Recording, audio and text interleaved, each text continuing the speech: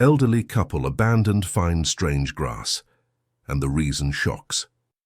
Dorothy Bennett held tightly to the handle of the brown leather suitcase as she walked beside her husband across a completely dry and abandoned lot on the outskirts of Philadelphia.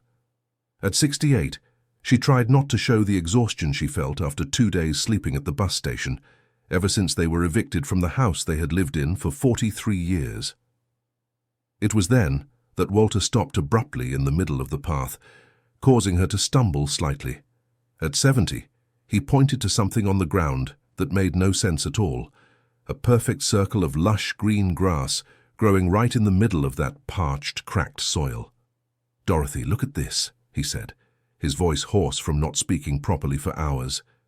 She approached slowly, still holding the 2 suitcases that carried everything left from an entire lifetime. The grass was an impossible green, as if someone had cut out a piece of a well-kept garden and pasted it there in the middle of nowhere. "This isn't normal, Walter," she murmured, bending down to touch the little blades. "How can it be growing like this, without water, without anything?" The surrounding land was completely arid. It had been almost 3 months since it last rained in Philadelphia, and all the natural vegetation had dried up completely. But there, in that circle approximately 2 meters in diameter, the grass grew tall and lush.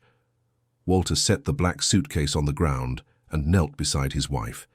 His hands, calloused from decades of working as a mechanic, carefully touched the damp soil around the grass. "There's moisture down here," he said, confused. "How can there be moisture if it hasn't rained?" Dorothy observed the shape of the grass more closely. It wasn't just any circle. The edges formed a curve that vaguely resembled a heart. She felt her chest tighten, a strange sense of familiarity.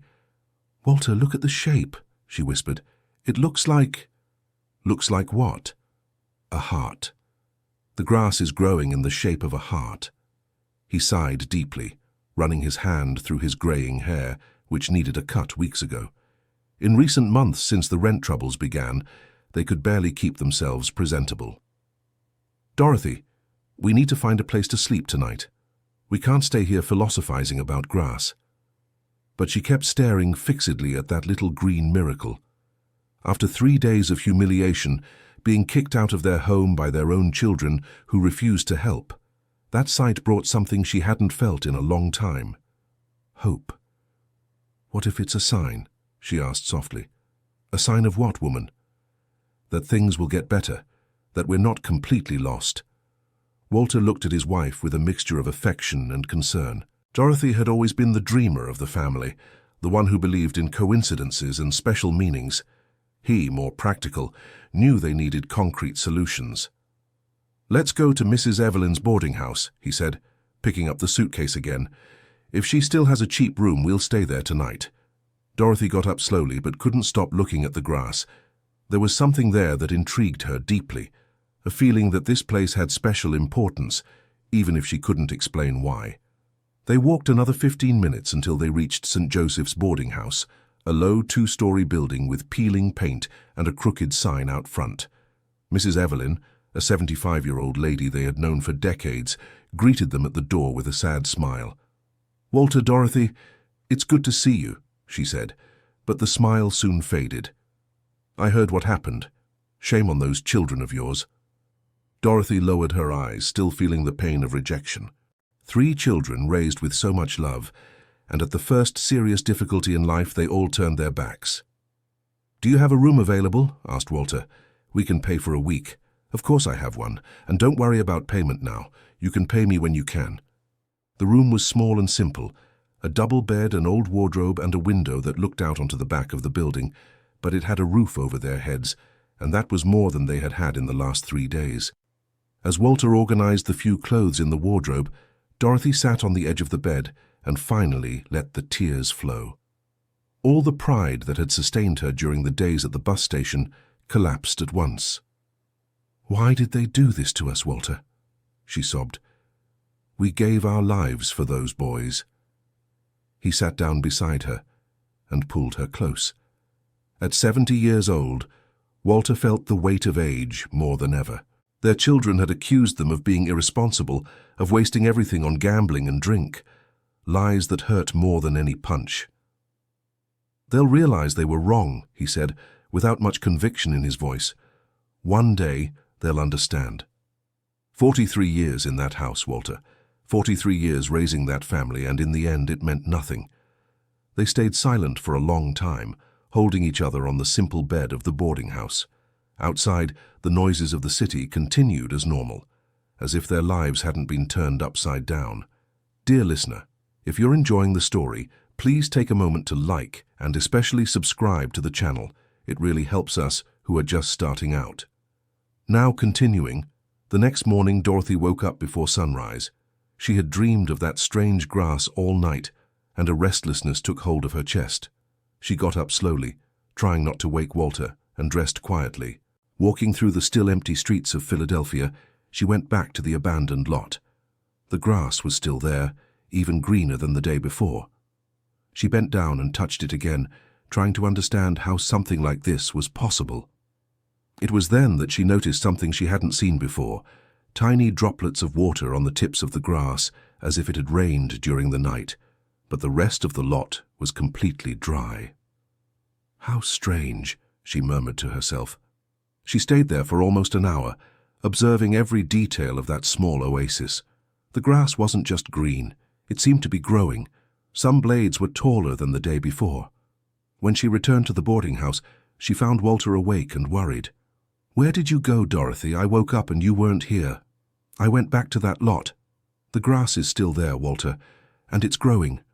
He sighed, realizing his wife had become fixated on this in a way that worried him. "Dorothy, we need to think about what we're going to do. The money we have left will run out in a few days." I know, but there's something special about that grass, Walter. I can feel it." "What do you mean, special?" "I can't explain it, but it's as if someone had planted it there expecting us to find it." Walter looked at his wife with growing concern. Dorothy had always been imaginative, but lately she seemed to be clinging to anything that brought hope, no matter how unlikely. "Let's have some coffee and then we'll think about what to do," he said, trying to bring the conversation back to practical matters. At breakfast, served in the small communal kitchen of the boarding house, they met other guests.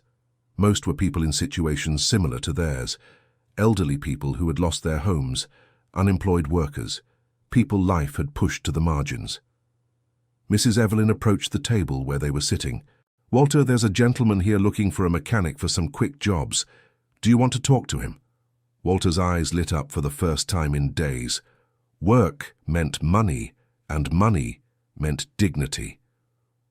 "Of course I want to. Where is he?" "In room 6. His name is Harold." While Walter went out to talk to the potential client, Dorothy was left alone in the kitchen, absently stirring her already cold coffee. Her thoughts inevitably returned to the mysterious grass. "Are you all right?" asked a woman's voice behind her. Dorothy turned and saw a woman of about 50, with brown hair streaked with grey, wearing a simple but clean dress. "Yes, thank you," replied Dorothy. "Are you staying here too?" "For 2 weeks. My name is Florence. And you?" "Dorothy, nice to meet you." Florence sat in the chair beside her, with a cup of tea in her hands. "Forgive me if I'm being intrusive, but I noticed you seemed worried about something." Dorothy hesitated for a moment, but something in Florence's gentle voice encouraged her to speak. "It's just, yesterday, my husband and I found something very strange. A patch of green grass growing in the middle of a dry lot." "Green grass? In this dry season?" "Exactly. And it's not just green. It's perfect, as if someone were tending to it every day." Florence took a sip of her tea, thoughtful. "Where did you see this?" "In that vacant lot near Acacia Street. Do you know it?" Florence's eyes widened slightly. "Yes, I do. I pass by there almost every day on my way to work." "And had you ever seen this grass before?" "No, at least I never noticed it. But now that you mention it, I'm curious. Could I go there with you later?" Dorothy felt a strange relief upon realizing someone was interested in what she had found. Since their children had abandoned them, she had felt completely alone in the world, as if her perceptions and feelings mattered to no one. Of course, it would be great to have company. When Walter returned from his talk with Harold, he found Dorothy more animated than he had seen in weeks. "I got some work for the next few days," he announced, smiling. "It's not much, but it'll keep us going for a while. That's wonderful, Walter, and I made a new friend. Florence is going with me to see the grass this afternoon. Walter's smile wavered slightly. He was glad Dorothy had found someone to talk to, but he remained worried about her fixation on that grass. All right, but don't stay out too late. This neighborhood isn't very safe after dark. In the afternoon, Dorothy and Florence walked together to the lot. The sun was strong, and the heat made the air shimmer over the asphalt. When they reached the spot, Florence let out a sigh of surprise. My goodness, Dorothy, how is this possible? The grass was even more lush than in the morning. The green was so intense it almost hurt the eyes when contrasted with the parched earth around it. I told you it was strange, said Dorothy, kneeling beside the grass. Florence crouched down too, carefully touching the little blades. There's moisture underneath here. And look, there are tiny droplets of water on the grass. I noticed that this morning too. How can there be water if it hasn't rained? The two women stayed there for almost 2 hours, examining every detail of that small phenomenon.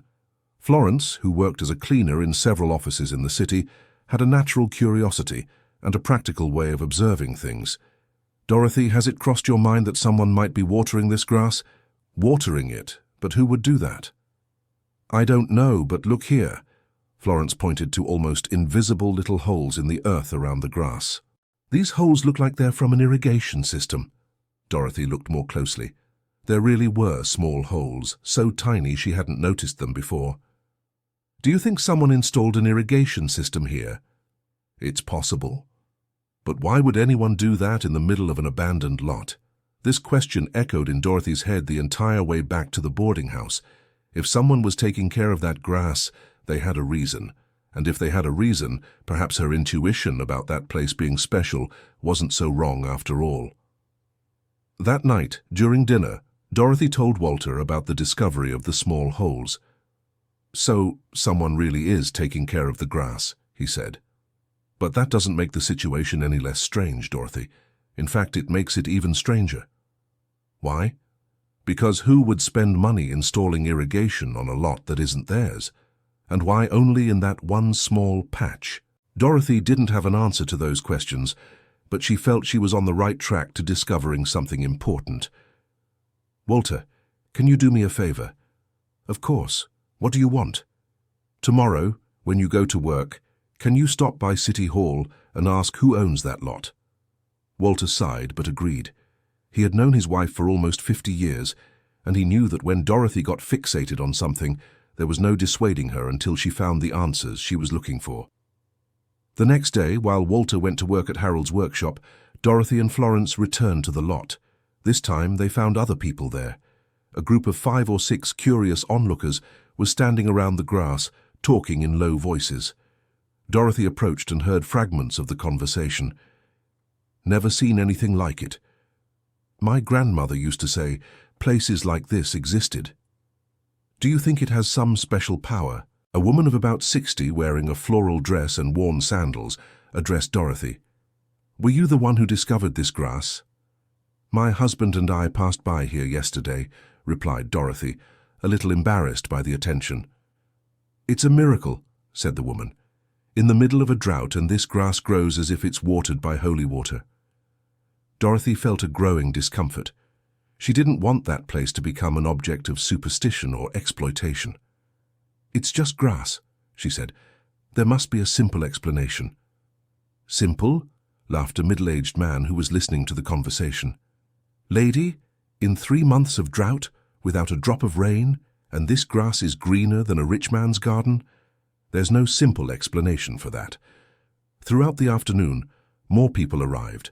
Someone had spread the news, and the curiously green grass was becoming a small local attraction. Dorothy and Florence moved away from the group and watched from a distance. This is going to turn into a circus, said Dorothy, worried. Maybe that's for the best, replied Florence. If a lot of people know, it'll be harder for them to destroy it. Destroy it? Who would want to destroy it? The owner of the lot, the city, who knows? When the authorities find out about these things, they usually want to break up the gathering. Florence's observation proved prophetic. Late in the afternoon, a city official appeared at the location with a clipboard and began taking down information about the people present. "What are you all doing here?" he asked in an authoritative tone. "Just looking at the grass," replied one of the women in the group. "What grass?" The official looked at the ground and made a surprised face upon seeing the perfect green circle. "How did this get here?" "No one knows," several voices answered at once. The man noted something on his clipboard and addressed the group. "This lot is municipal property. You can't be here holding a gathering." "It's not a gathering," protested Dorothy. "We're just curious about the grass." "Whatever. You have to leave. And if I come back here tomorrow and find people, I'll call in the inspectors." The group dispersed reluctantly, but Dorothy noticed that many people had written down the address of the location. The news was going to spread, whether they wanted it to or not. When she arrived home that night, she found Walter waiting with information about the lot. "I spoke with a City Hall employee. The lot is indeed municipal, but it has a strange situation." "What kind of strange situation?" "It was donated to the city 20 years ago by a family, but the documentation doesn't list the donors' names. It just says, 'Anonymous donation.'" Dorothy felt a chill in her stomach. 20 years. Why did that number seem important to her? And what does the city plan to do with the lot? "There's a project to build a public parking lot. It's still on paper, but it's in the plans." "A parking lot? They're going to destroy the grass to make a parking lot?" "Probably so, but it's still going to take a while, according to the employee." Dorothy spent the entire night awake, thinking about the coincidences that were piling up. An anonymous donation 20 years ago, grass that grew in an impossible way, an irrigation system installed by someone unknown, and now the threat of destruction. The next morning, she decided she needed to do more investigating. If someone had donated that lot anonymously and then installed irrigation to care for a small area, that person had very specific reasons. "Florence, do you know anyone who has lived in this neighborhood for a long time?" she asked during breakfast. "Yes, I do. Mrs. Beatrice has lived there for over 50 years. "Why?" "I want to ask if she remembers any family that donated a lot to the city 20 years ago." The two women walked to Mrs. Beatrice's house, a simple but well-kept building with a small garden in front. The lady who answered was about 80 years old, with completely white hair and very lively eyes. "You're the young ladies who discovered the mysterious grass?" she asked, even before they introduced themselves. "The news reached here." Dorothy was surprised. "It sure did. Everyone is talking about it. Come in, come in." Mrs. Beatrice's living room was full of old photographs of neighborhood families. She served coffee and sat in a worn leather armchair. "So you want to know about the lot," she said, getting straight to the point. "Do you remember any family that donated that lot to the city?" asked Dorothy. Mrs. Beatrice became thoughtful for a moment, stirring a cup of coffee. "Yes, I remember. The Rossi family. Italians who came here in the 50s. But the donation was kind of strange." "Strange how?" "They hadn't lived in the neighborhood for years when they made the donation. In fact, the whole family had moved to New York after the father passed away. Then out of nowhere they showed up here, saying they wanted to donate the lot to the city." Dorothy and Florence exchanged glances.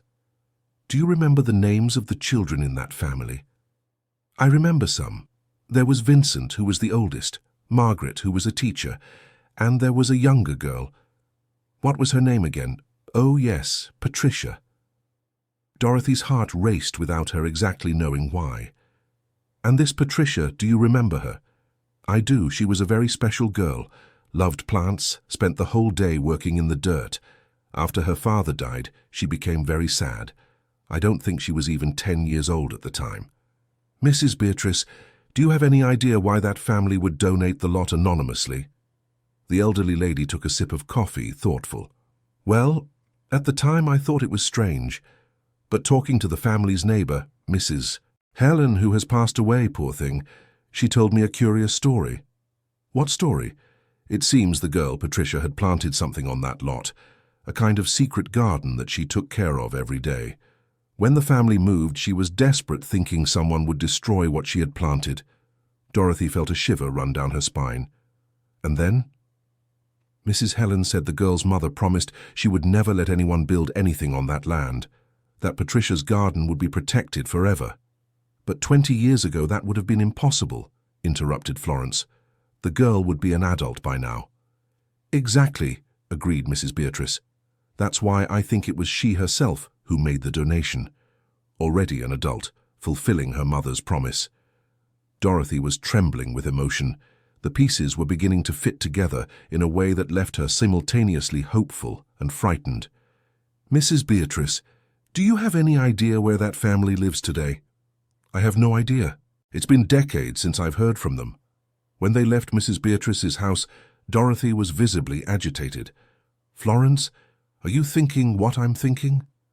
That the grass was planted by this Patricia when she was a child, and now she's secretly taking care of it. Exactly, but why?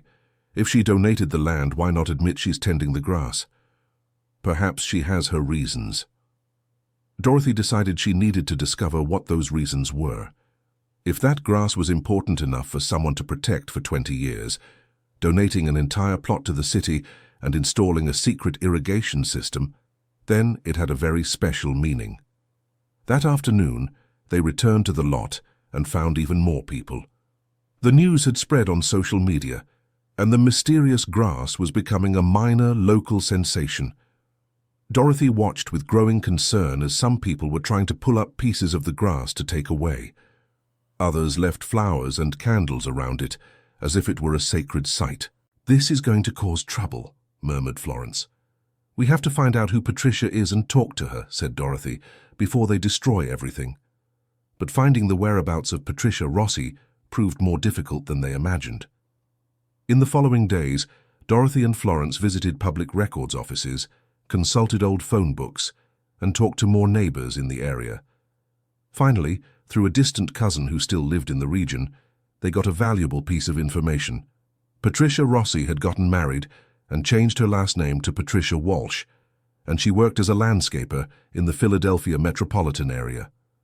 With that information, it was easier to find her. Dorothy called several landscaping companies until she found one that had an employee named Patricia Walsh, approximately 45 years old. She's our partner, said the receptionist, but today she's out on a job. Would you like to leave a message? Dorothy hesitated.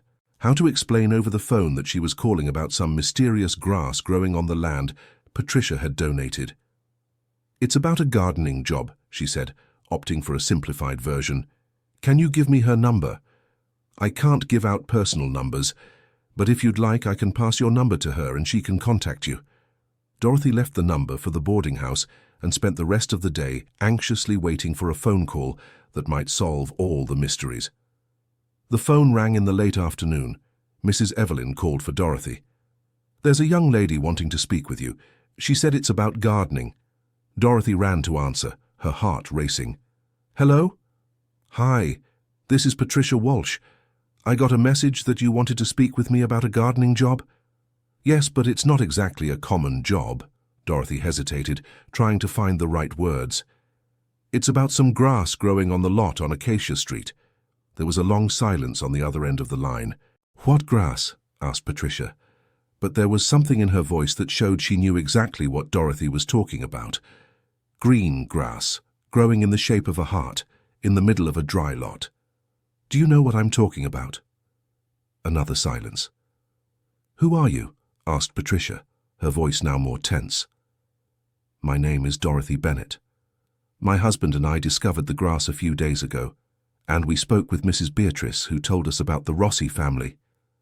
Don't say anything else over the phone, Patricia interrupted quickly. Let's meet, tonight at 7, at the lot. Okay, but... The call was cut off before Dorothy could ask any questions. At 7 that night, Dorothy and Florence arrived at the lot and found a crowd. The news of the mysterious grass had spread much further than they imagined, and now there were almost 50 people at the site, some even selling water and sodas to the curious onlookers. In the midst of the commotion, Dorothy didn't know how to identify Patricia. She positioned herself near the grass and waited. Dorothy? A woman's voice called out behind her. She turned and saw a woman of about 45, with dark brown hair, wearing simple but good quality clothes. There was something familiar about her face, but Dorothy couldn't place what it was. "Are you Patricia?" "Yes, I am. And you are the woman who found my grass." The "my grass" confirmed all of Dorothy's suspicions. "So you're the one taking care of it?" Patricia looked around, visibly bothered by the crowd. "We can't talk here. Come with me." The three women walked to a small cafe 2 blocks from the lot. Patricia ordered 3 coffees and sat at a table in the corner, away from the other customers. "How did you figure out it was me?" she asked, getting straight to the point. Dorothy recounted the entire investigation. The conversation with Mrs. Beatrice, the discovery of the anonymous donation, the story of the girl who planted flowers on the lot. Patricia listened to everything in silence, nervously stirring a small coffee spoon. "All this because of some grass," she murmured when Dorothy finished speaking. "It's not just grass," said Florence. "It's grass you've been protecting for 20 years. Patricia sighed deeply and looked out the cafe window. "You wouldn't understand." "Try to explain," encouraged Dorothy. "We're very curious, and I promise we won't tell anyone if you don't want us to." Patricia was silent for a long time, as if deciding whether she could trust them. "I planted that grass when I was 8 years old," she finally said, "right after my father died. And you've been taking care of it ever since?" "Not continuously. When we moved to New York, I tried to forget. But every time I came back to Philadelphia to visit relatives, I would go check if it was still alive. And was it? Miraculously, yes. The grass I planted was special. My father had given me seeds of a hardy species, one that can survive in difficult soil." Dorothy and Florence exchanged a look. The story was getting more and more interesting. "But why did you donate the lot?" asked Florence. "Because 10 years ago the city wanted to build a building there. When I found out, I panicked, thinking they would destroy the grass. That's when I decided to make the anonymous donation and specify that the lot should remain a green space. And the irrigation system. I installed it 5 years ago, when I realized climate changes were making it harder for the grass to survive. I go there in the early morning, twice a week, to check if it's working." Dorothy was fascinated by Patricia's dedication. "But why is this grass so important to you?" Patricia looked down at her hands, and Dorothy noticed her eyes were getting moist. "Because it was the last thing I did with my father before he died.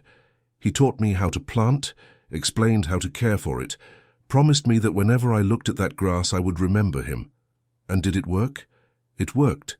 For 37 years, that grass has been my connection to my father. During the hardest times of my life, I would go sit near it and talk to him." Patricia's emotion was so intense that Dorothy felt a tear roll down her own cheek. "But now it's turning into a circus," continued Patricia. "Some people want to tear pieces off, others think it's miraculous. Some want to exploit it as a tourist attraction. That's not what I wanted." "What did you want?" "Just for it to keep growing in peace, so I could keep talking to my father." Dorothy understood perfectly. That grass represented for Patricia what the house represented for her. A place of memories, a symbol of family love, something that connected the present to the past. "Patricia, can I ask you a personal question?" "Go ahead." "Do you have a family? Children?" "I have 2 children, teenagers. They think I'm crazy for taking care of a patch of grass in the middle of nowhere."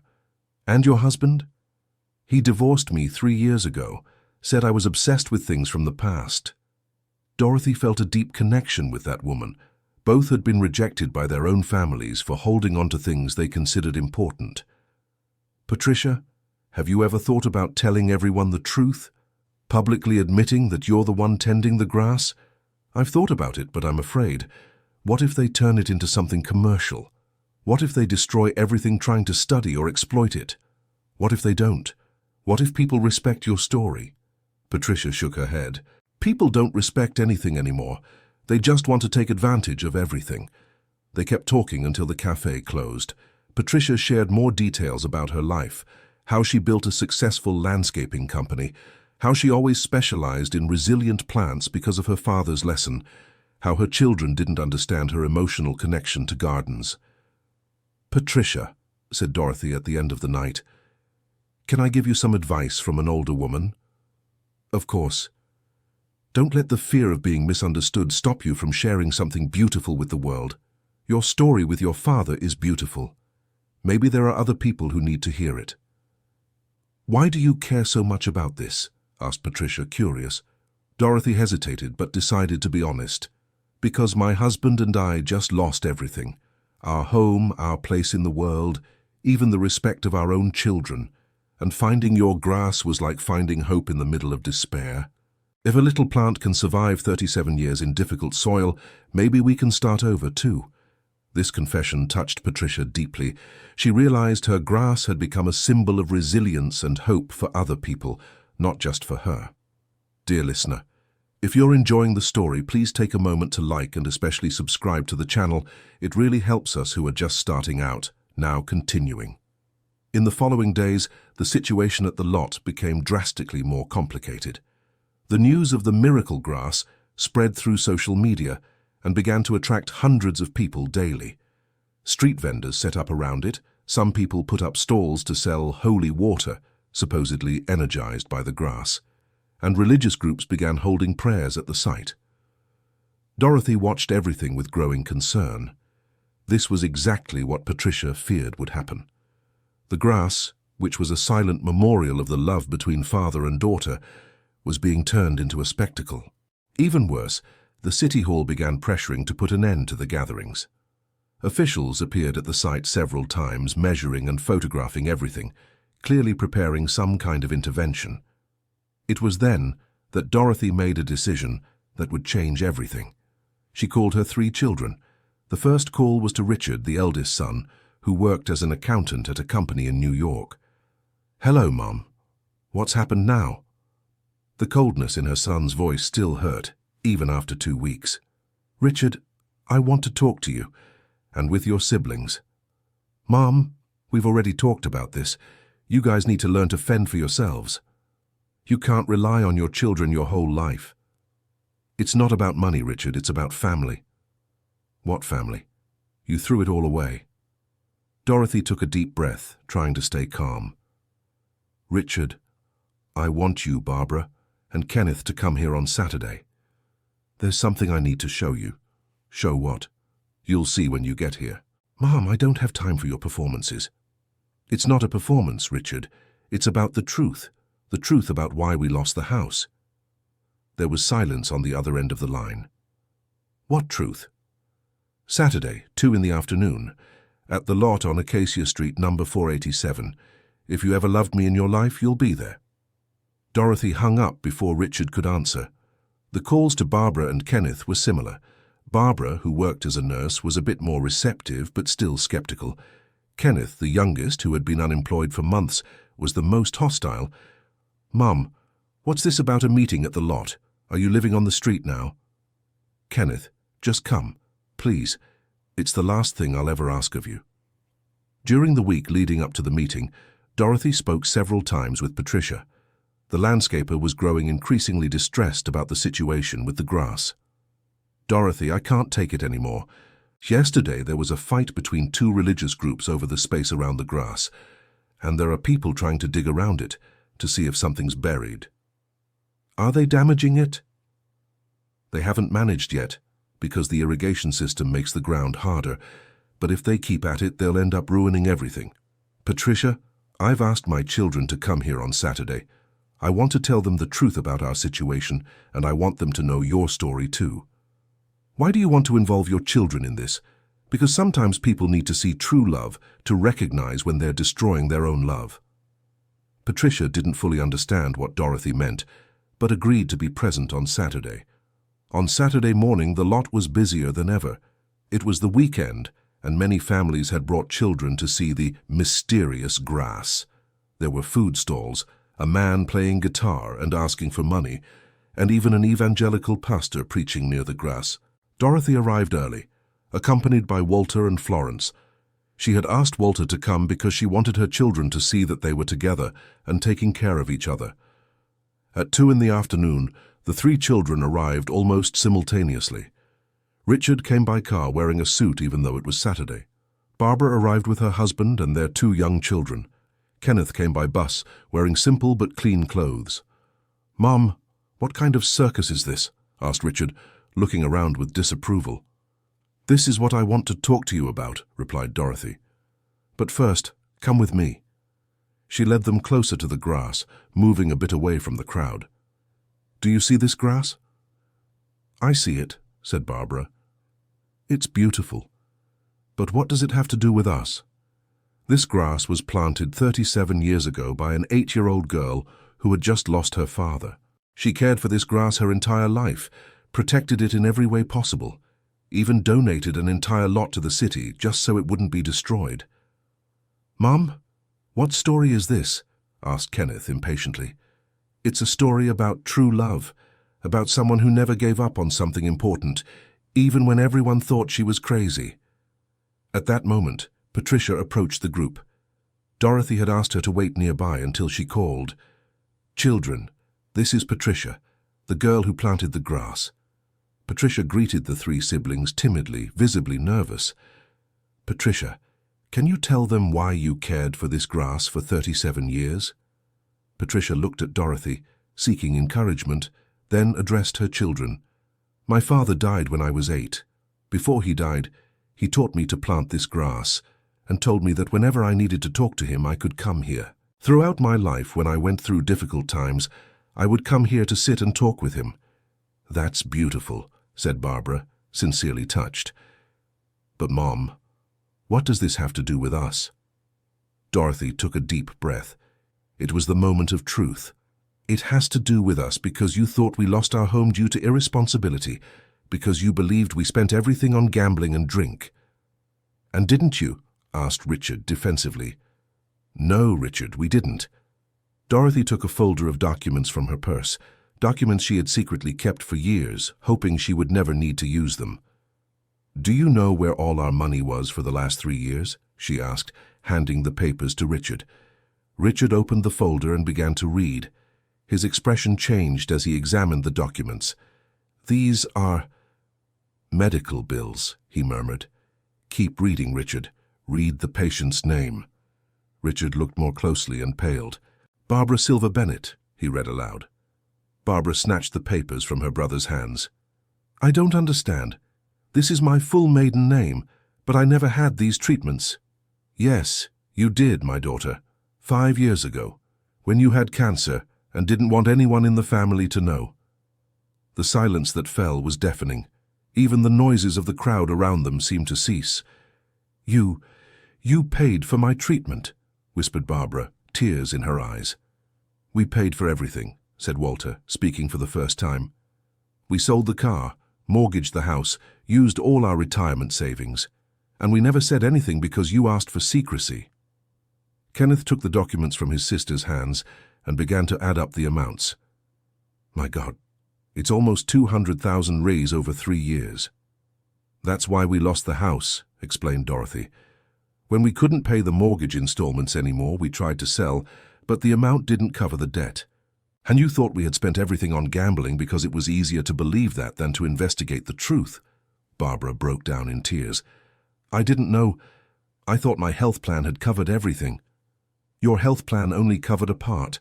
The rest, all the experimental treatments, the private consultations with specialists in New York, the imported medications, all of that came out of our pocket." Richard was visibly shaken. "But Mom, why didn't you tell the truth when we accused you?" "Because Barbara had asked for secrecy, and because we thought you were our children and would trust us even without explanations." The revelation created an emotional turmoil in the family group. The 3 children took turns between apologies, tears, and attempts to understand how they had reached that point. It was then that Kenneth asked a question that changed the course of the conversation. "But what does all this have to do with this grass?" Dorothy looked at Patricia, who nodded, giving permission for her to tell the rest of the story. "Patricia lost her family too. Her husband divorced her because he thought she was obsessed with the past. Her children think she's crazy for taking care of a patch of grass, exactly like you thought we were irresponsible." "It's not the same thing," protested Richard. "It is the same thing," retorted Dorothy firmly. "It's about judgment. It's about family that can't recognize true love when they see it." Dorothy addressed Patricia directly. Patricia, tell them what you did to protect this grass. Patricia, encouraged by Dorothy's presence, told the whole story. The anonymous donation of the land, the installation of the irrigation system, the weekly visits at dawn to check if everything was working. For 20 years, I protected this lawn because it represented my love for my father.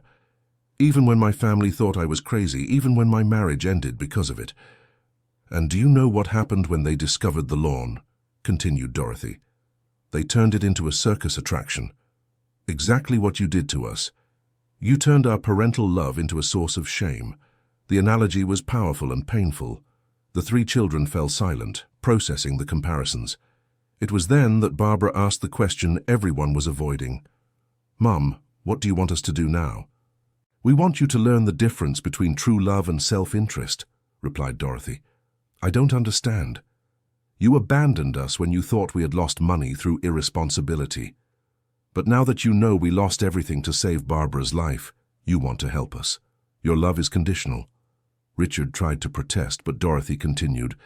True love is like this lawn. It doesn't matter if the soil is dry, if it doesn't rain, if conditions are tough.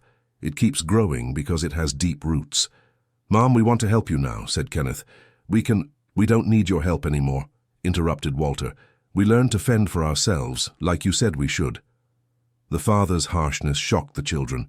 For 40 years, Walter had always been the family peacemaker, the one who avoided conflict. Seeing their father so wounded that he would reject a reconciliation shook them deeply. Dad, please, begged Barbara. We made a mistake, but we want to make it right. How? Asked Walter. By giving us money, buying us a new house. Will money erase the humiliation of sleeping at the bus station while our own children called us bums? Walter's words were like knives. The children realized the emotional damage they had caused was much deeper than they had imagined. Dad, we didn't know. You didn't want to know, he corrected. There's a difference. It was at this moment that something unexpected happened. A man approached the group, interrupting the family conversation. Excuse me, are you relatives of the lawn's owner? What do you mean, lawn's owner? Asked Richard, visibly annoyed by the interruption.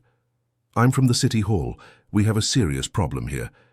The man identified himself as a municipal inspector and explained that the gathering of people was causing traffic problems, litter, and even minor crimes. The city had decided to accelerate the construction of the parking lot, and the removal of all vegetation from the lot would be the following Monday. You can't do that, protested Patricia, desperate. This lot was donated specifically to be preserved as a green area. Ma'am, the parking lot project was approved by the City Council. The donation did not specify restrictions regarding the future use of the lot. Dorothy felt as if the ground were collapsing beneath her feet. After finding hope in that lawn, now she was going to lose it too. How much time do we have? She asked. Until Monday morning. On Tuesday, the excavation begins. When the inspector walked away, the group stood in shocked silence. They're going to destroy everything, murmured Patricia with tears in her eyes. It was then that Richard did something that surprised everyone. No, they're not. What do you mean, Richard? Asked Dorothy. I know the city's public works director. We'll at least get a hearing to contest the decision. Why would you do that? Asked Patricia, suspicious. Richard looked at his mother, then at his father, then at the lawn that had caused all this family revelation. Because I finally understood what unconditional love means. For the rest of the afternoon, Richard made several calls trying to find a legal way to delay the destruction of the lawn. Meanwhile, Barbara and Kenneth helped Dorothy and Walter organize a vigil at the site for Monday morning. Mum, said Barbara, as they put up posters asking for the preservation of the grass. We might not be able to save this grass, but I want you to know we will never abandon you again. Barbara, it's not about not abandoning us, replied Dorothy. It's about trusting us. It's about believing that everything we did in life was out of love for you. We do trust you, Mum. We believe you. Only because you found out the truth about the money. What if you hadn't found out? Would you have gone on thinking we were irresponsible for the rest of your lives? Dorothy's question left Barbara speechless. It was a painful but necessary question. On Sunday, Dozens of people joined the family to organize Monday's vigil. Patricia had told her story to some people in the community, and many were moved by the symbolism of the grass. "This grass represents all of us who have lost a loved one," said a woman of about 70. "They can't destroy a symbol of love." Dorothy watched how Patricia's story was touching other people, the same way it had touched her. The grass had become more than a personal memorial. It had transformed into a symbol of resistance, of love, that persists even under adverse conditions. On Sunday night, Richard managed to get a meeting with the Municipal Works Secretary for Tuesday morning. "I couldn't delay the excavation, but I got us a chance to present our case," he explained to the family. "And what are we going to present?" asked Walter. "The truth," replied Dorothy simply. On Monday morning, over 200 people gathered at the lot. The vigil began at 6 o'clock, with people sitting around the grass, holding signs and singing soft songs. Dorothy was at the center of the group, next to Patricia and Walter. Her 3 children positioned themselves behind them, forming a symbolic barrier between the grass and any threat. At 9 o'clock, city workers arrived with tractors and excavation machinery. The work foreman addressed the group. "Folks, you need to leave. We have work to do here." "We are not leaving," replied Dorothy calmly. "Ma'am, if you don't leave voluntarily, we will have to call the police." That's when Richard stood up and addressed the foreman. "We have a meeting scheduled for today with the municipal secretary. Until then, you cannot start the work." "I don't know about any meeting." Richard showed the document proving the scheduled meeting. "It's right here." At 2 this afternoon, the secretary's office. The foreman made some calls and confirmed there was indeed a meeting scheduled. Reluctantly, he ordered the machinery to remain idle until further notice. The temporary victory energized the group. During the following hours, more people arrived, including journalists from a local newspaper and a radio station. Patricia, who had until then avoided any publicity, decided to give an interview telling her story. "This grass represents 37 years of love between father and daughter," she said into the microphone. "If we let them destroy something like this, what kind of society are we?" The interview was broadcast live on the radio, and the effect was immediate. Hundreds of people began calling City Hall asking for the grass to be preserved.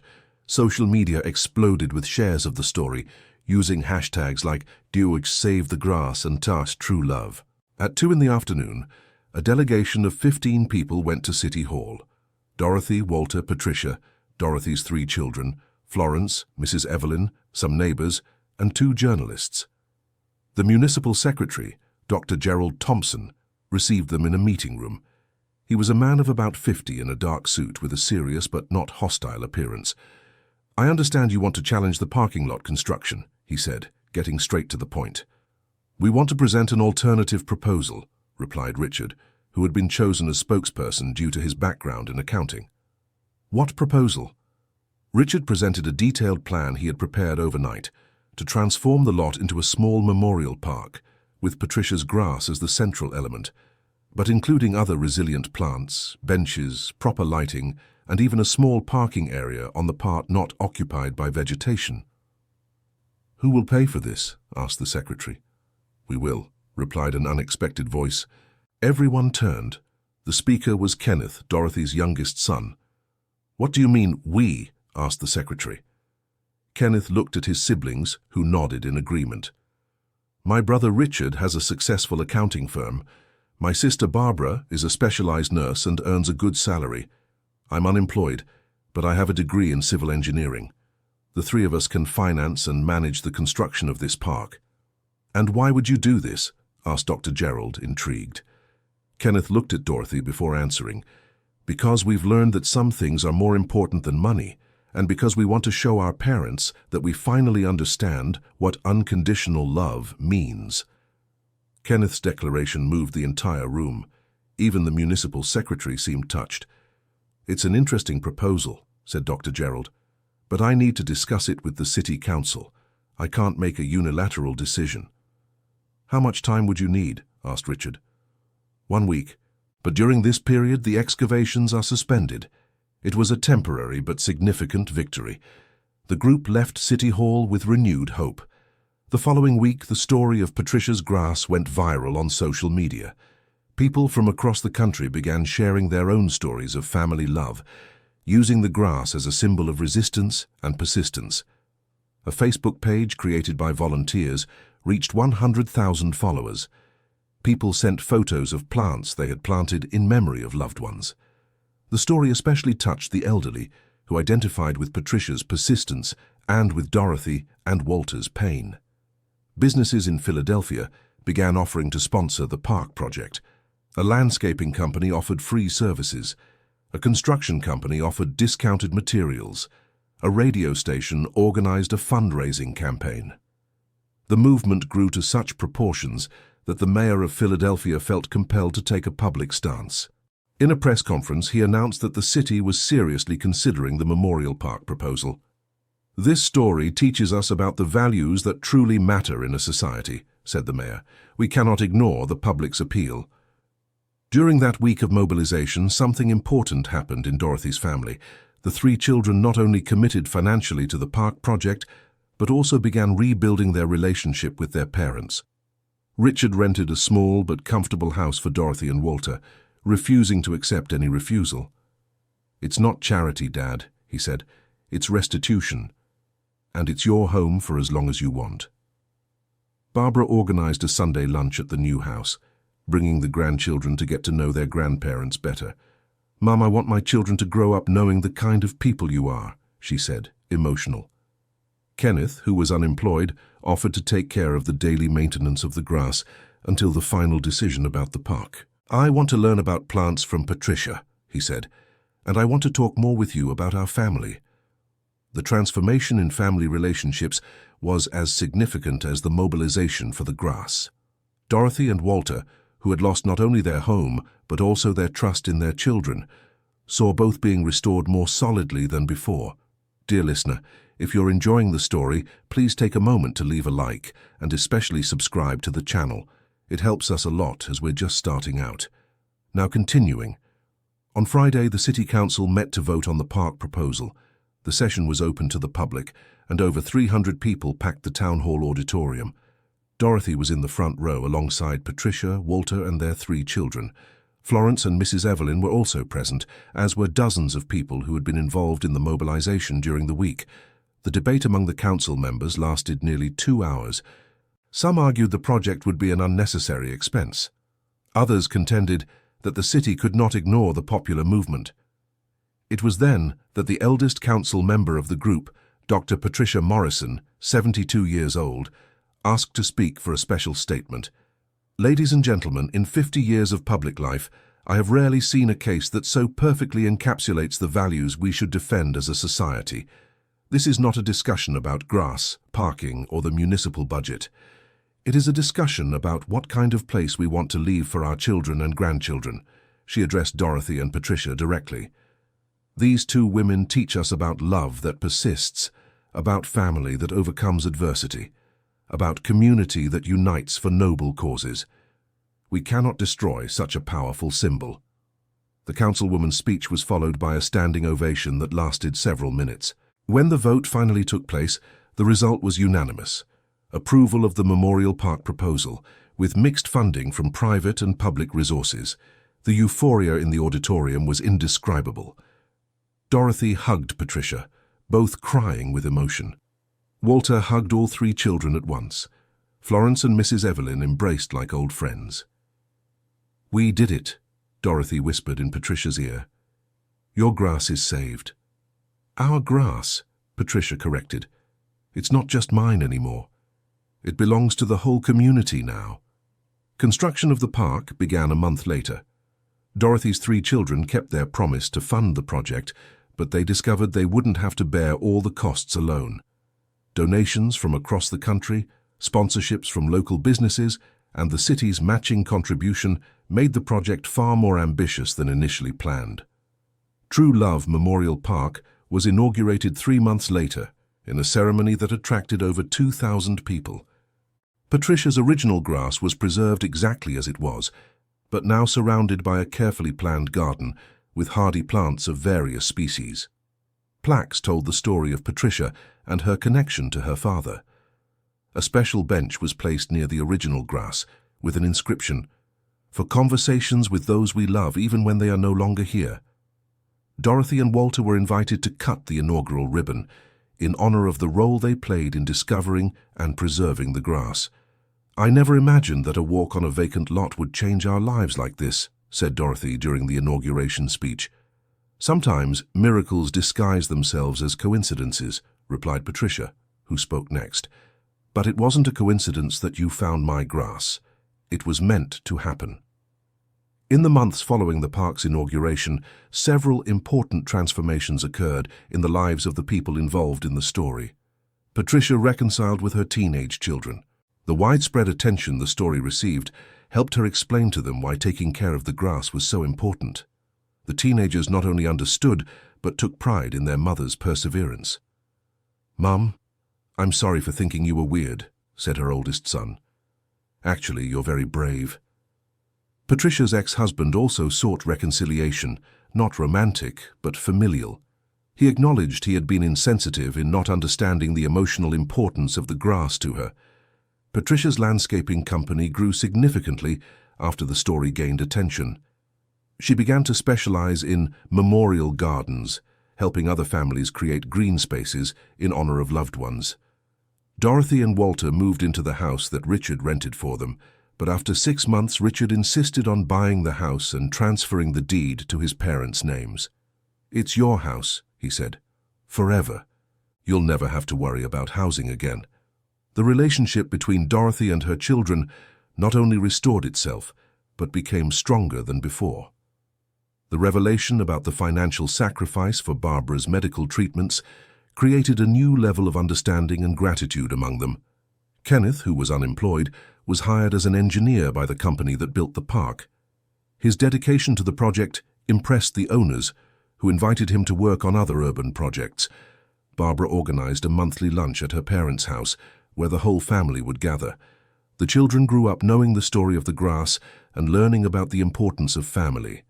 Richard, who had always been the most rigid and practical of the siblings, discovered a sensitivity he didn't know he had. He began to visit the park regularly, sometimes taking his own children to talk near the grass. Florence, the friend Dorothy made at the boarding house, became practically a member of the family. She continued living at the boarding house, but had dinner at Dorothy's at least twice a week. Mrs. Evelyn, the owner of the boarding house, indirectly benefited from the story. The boarding house became known as the place where the miracle grass story began, and she began receiving guests who came specifically to visit the park. The park became a community gathering spot. Families went there on weekends. Elderly people met for conversations in the shade of the trees. Couples courted on the benches. Children played in the recreational area included in the design. But most importantly, the park continued to fulfill its original purpose, to be a place where people could talk with those they loved. Patricia continued going there twice a week, usually early in the morning, to care for the original grass and talk with her father. But now she was no longer alone. Other people also went to the park to honor dear relatives and friends. An elderly lady brought flowers to place near the grass every Tuesday, in honor of the husband she lost 10 years ago. A middle-aged man went there every Friday morning to talk with his mother about work problems.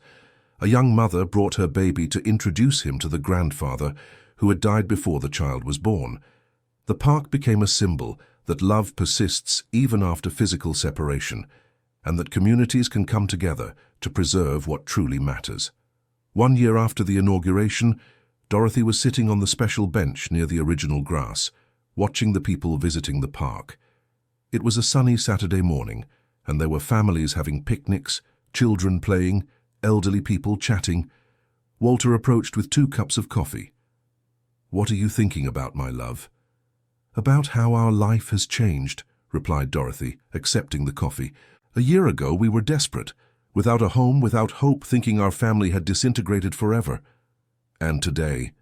Today we have our own home, our family is more united than ever, and we helped create a place that brings joy to hundreds of people, all because of a strange grass you insisted on investigating."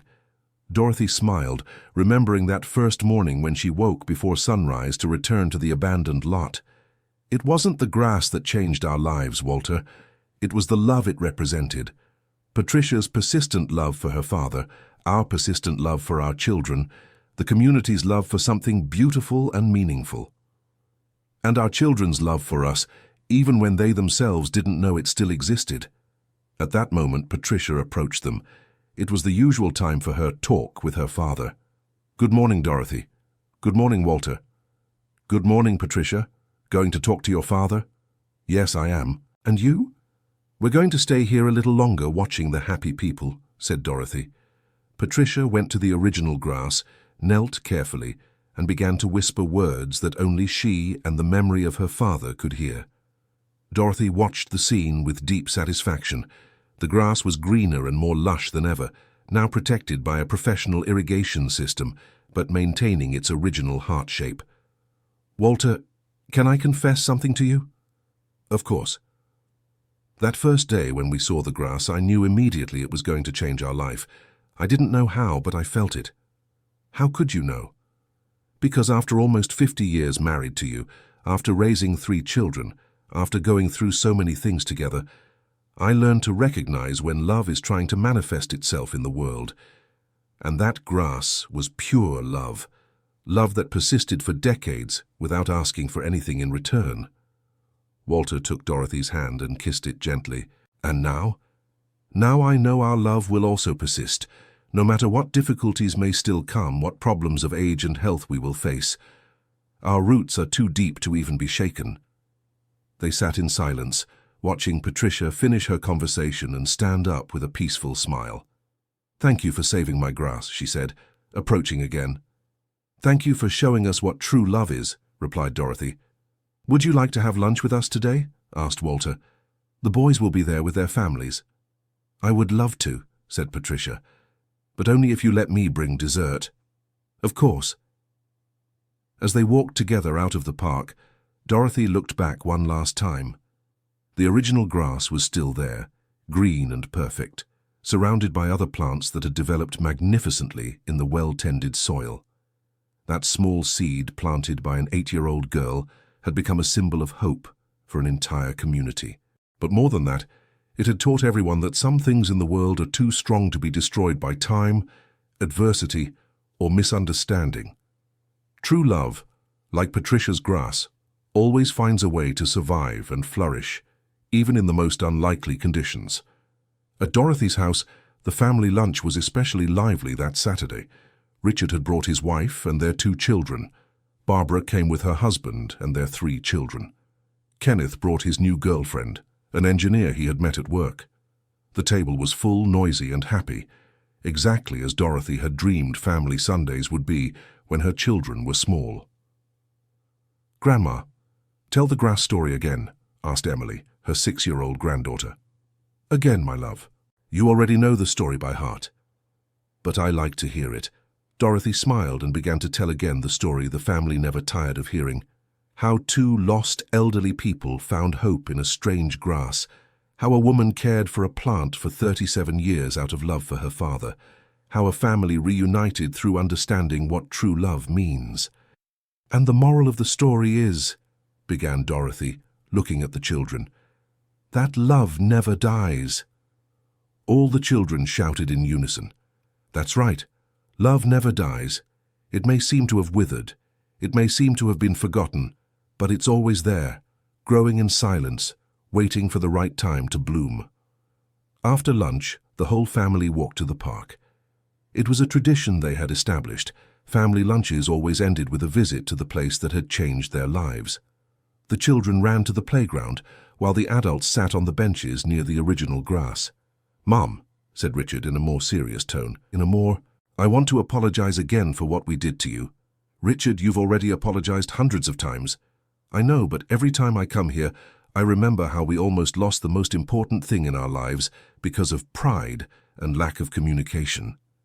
"The important thing is that we learned," said Dorothy. "All of us learned." Kenneth, who was sitting on the ground playing with a small nephew, looked up. "You know what amazes me most about this whole story?" "What?" asked several family members at once. "It's that Patricia took care of that grass for 37 years without being sure anyone would ever understand why. She did it out of pure love, without expecting recognition or gratitude. "It's like being a father and mother," Barbara said softly. "You do it out of love, even when the children don't understand at the time." Barbara's observation created a moment of silent reflection among everyone. It was broken by the voice of Emily, who had stopped playing and approached the adults. "Grandma, when I grow up, I'm going to plant a special grass too." "Are you really, my love? For whom?" "For you and Grandpa, to remember how much I love you." Dorothy felt tears in her eyes. The cycle of love was perpetuating itself through the generations. "And if I don't know how to take care of it, will you teach me?" continued Emily. "Of course I'll teach you, my dear. And Aunt Patricia will teach you too." Patricia, who had arrived a few minutes earlier bringing the promised dessert, overheard the conversation. "I can teach you, Emily, and you know what else I can teach you." "What?"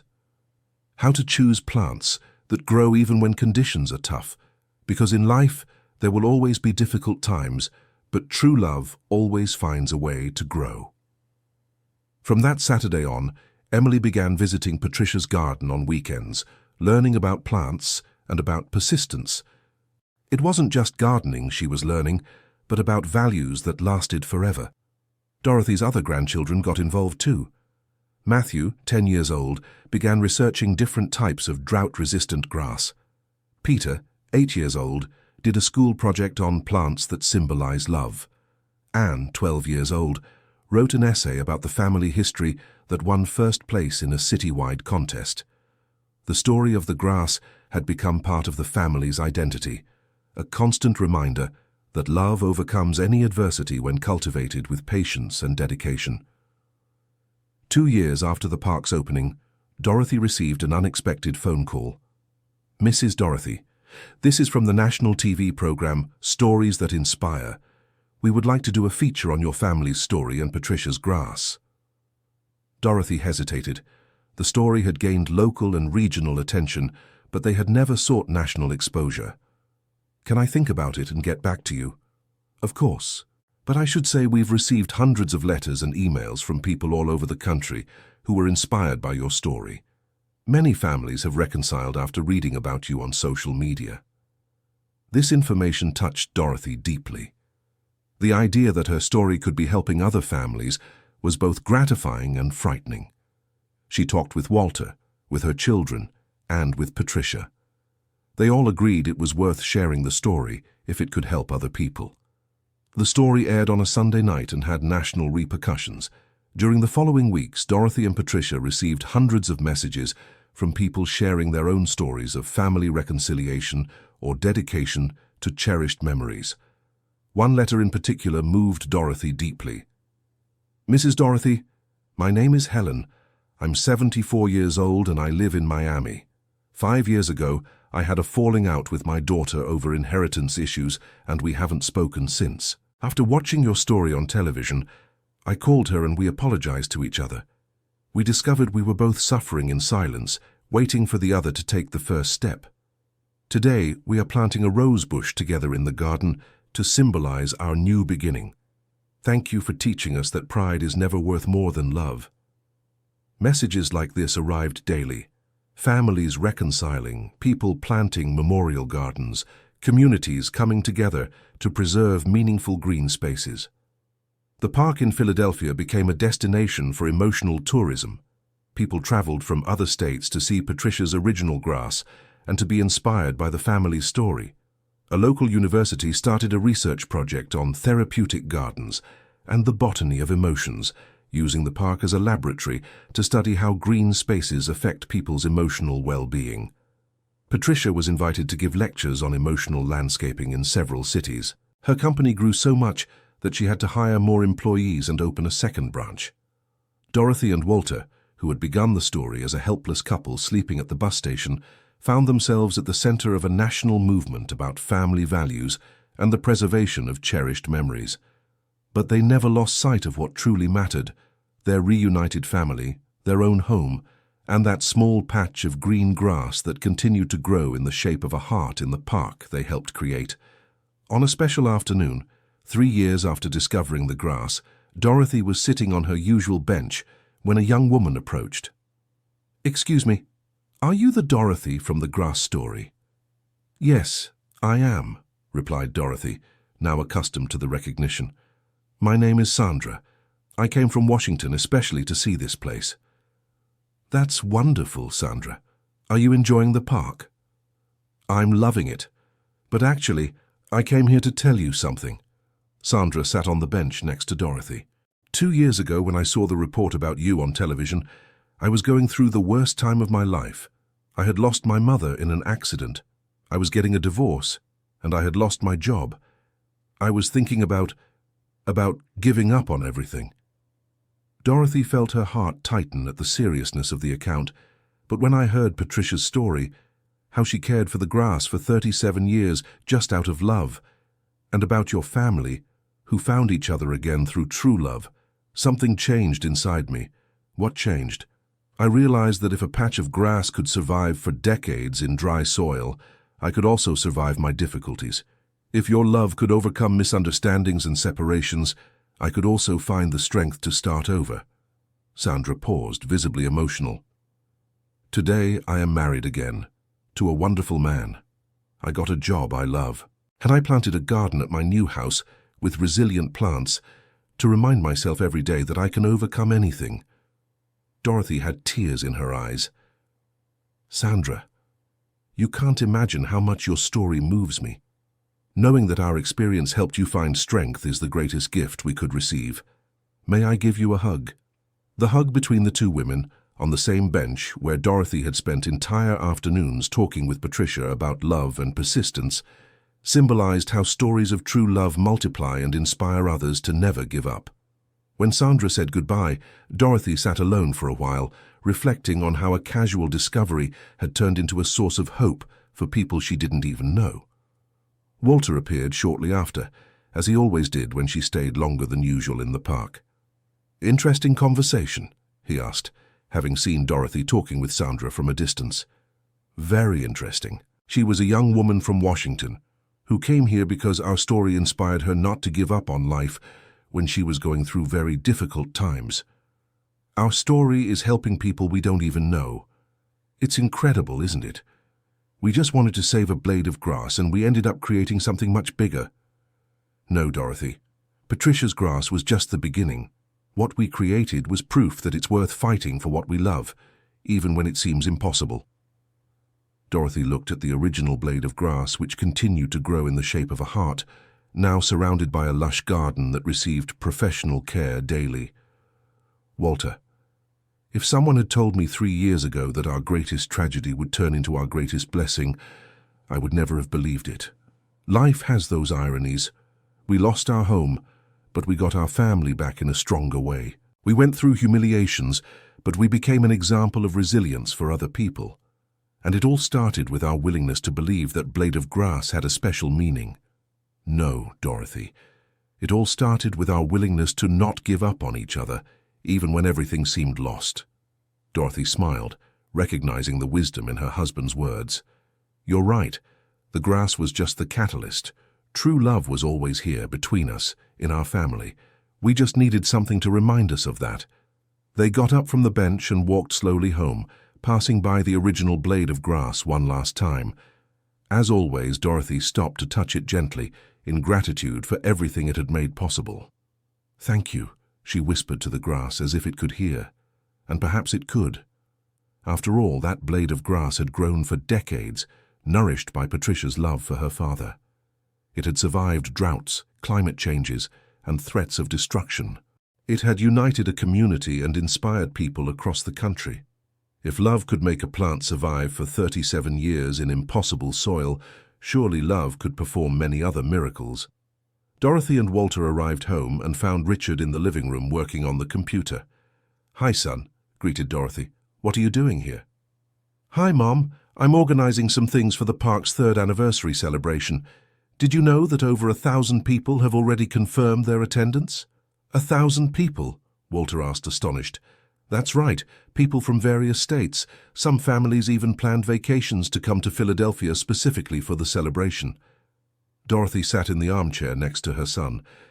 Richard, sometimes I still can't believe everything that's happened. Me neither, Mum. But you know what impresses me the most? What? that you both remain the same simple and humble people you've always been. With all this attention, you could have taken advantage to make money, become celebrities, exploit the situation, but you're still only concerned with keeping the family together and helping other people. Money and fame weren't what we were looking for, Richard. We just wanted our family back. And you got much more than that. It was true.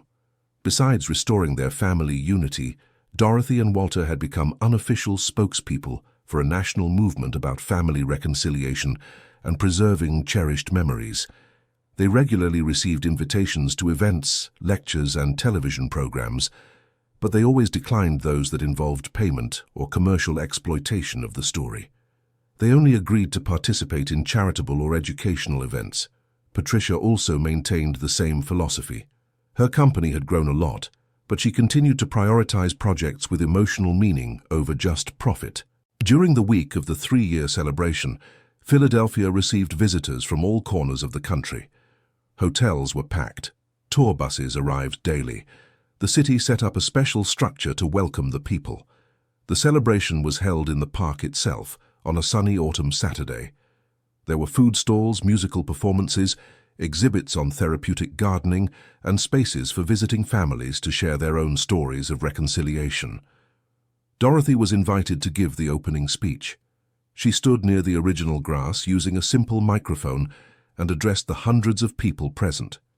Friends, 3 years ago, my husband and I were just 2 lost elderly people who had been abandoned by our own family. We found a strange grass in a vacant lot and decided to investigate why it was growing there. The crowd listened in respectful silence. We never imagined that curiosity would change our lives completely.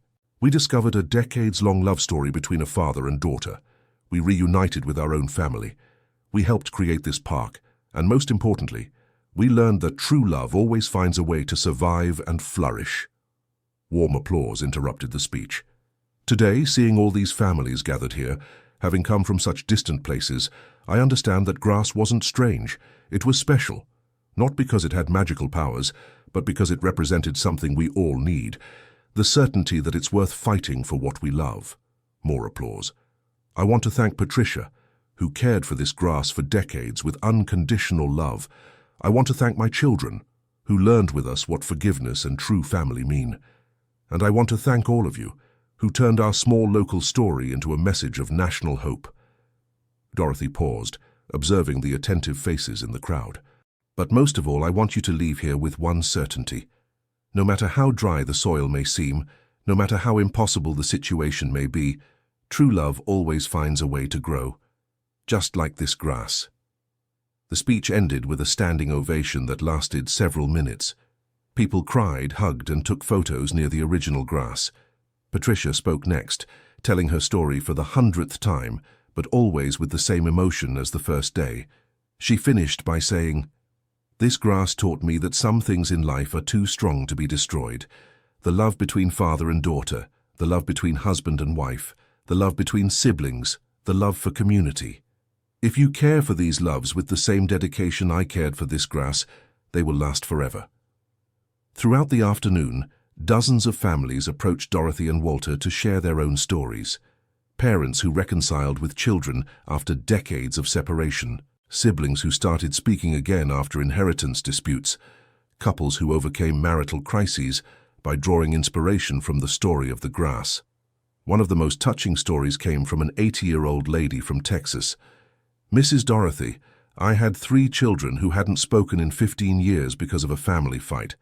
After I saw you on television, I called all 3 for a talk. Today they are partners in a business together, and my granddaughters, who didn't know each other, are best friends." Another remarkable story came from a 50-year-old man. "My father died 10 years ago, and we never had a good relationship. After learning Patricia's story, I planted a tree in my backyard and go there to talk to him every week. I feel like I've finally made peace with our relationship." At the end of the party, as the crowd began to disperse, Dorothy's family gathered near the grass for a traditional photo. They were all there, Dorothy and Walter, their 3 children with their families, Patricia with her children, Florence, Mrs. Evelyn, and even Patricia's ex-husband, who had reconciled with the family.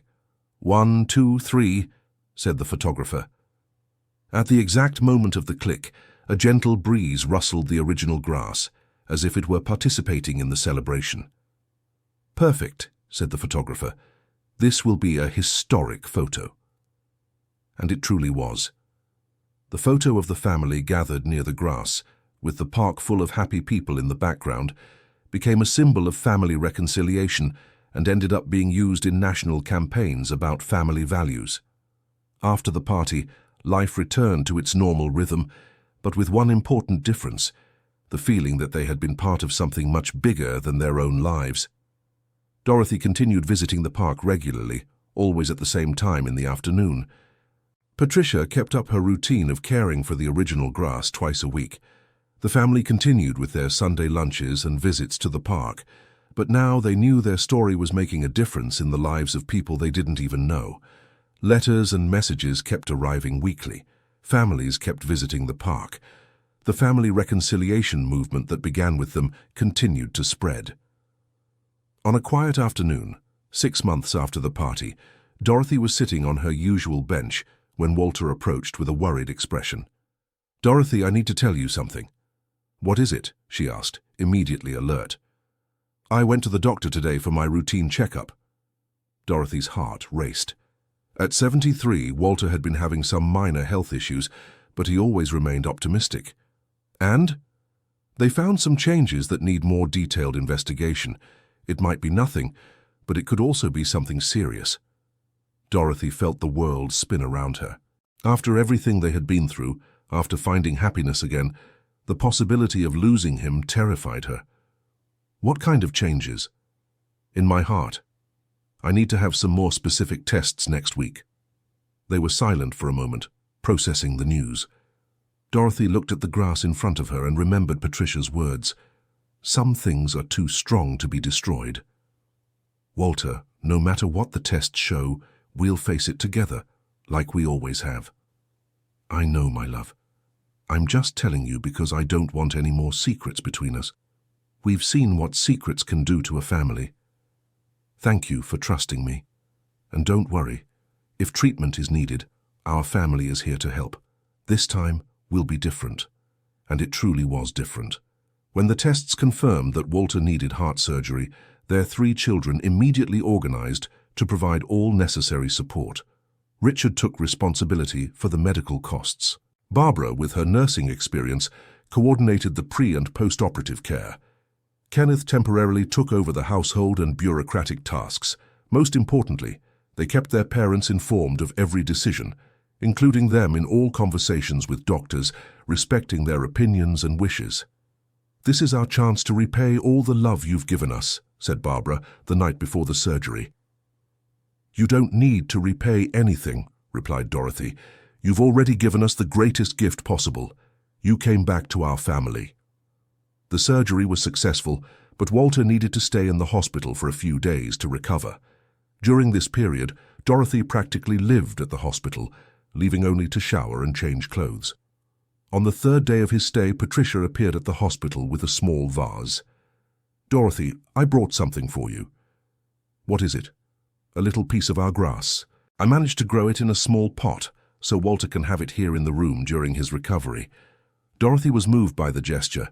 She placed the pot on the bedside table, where Walter could see it when he woke up. When he opened his eyes for the first time after the surgery and saw the green grass next to the bed, he smiled weakly but happily. "Our miracle grass," he murmured. "It's not miraculous," corrected Dorothy, taking his hand. "It's just persistent, like our love." Walter's recovery lasted a few weeks, but it was smooth and surrounded by the family's affection. The grandchildren came to visit him every day after school. Patricia brought updates about the park. Florence brought homemade food he liked. When he was finally discharged and returned home, he found the whole family waiting with a small but touching surprise party. "Welcome back, Grandpa!" the grandchildren shouted in chorus. During the following weeks, while Walter finished his recovery at home, Dorothy reflected on how they had handled this new crisis completely differently from the previous one. 3 years before, when they lost their home, the family fell apart because they couldn't communicate openly and relied on assumptions and judgments. This time, facing a potentially more serious situation, the family came together because they learned to speak truths, no matter how difficult they were. "Walter, did you notice how different it was this time?" she asked one afternoon as he rested on the sofa. "I did. The other time the boys abandoned us because they thought we were irresponsible. This time they surrounded us with care because they know who we really are. It's because there are no more secrets between us, and because everyone understood that family is for being together, especially in difficult times." "Patricia's grass taught us that," observed Walter. "It survived the droughts because it had deep roots, and someone who cared for it with true love. When Walter had fully recovered, they returned to their routine of visits to the park, but now with an even greater awareness that time together is precious and should not be wasted." End of story. And so, what did you think of this touching story about love, family, and perseverance? The transformation of Dorothy and Walter from an abandoned couple to becoming symbols of family reconciliation shows how true love can overcome any adversity. Leave in the comments your opinion about the story and if you believe that love can indeed conquer all obstacles. Don't forget to leave your like and subscribe to the channel for more moving stories like this one.